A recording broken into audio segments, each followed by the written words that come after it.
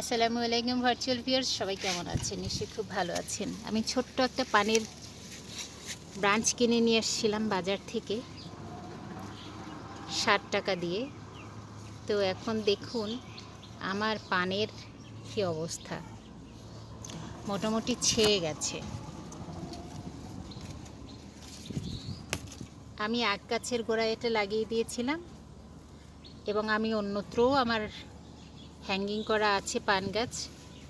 আমি খেতে যতটা না পছন্দ করি, আমার দেখতেই বেশি ভালো লাগে। পানের প্রতি আমার একটা দুর্বলতা আছে, বিশেষ দুর্বলতা আছে, এবং আমার এই আগ গাছের সঙ্গে আমি এটাকে লাগিয়ে দিয়েছি। আর খাওয়া হচ্ছে না, খাবো ইনশাল্লাহ।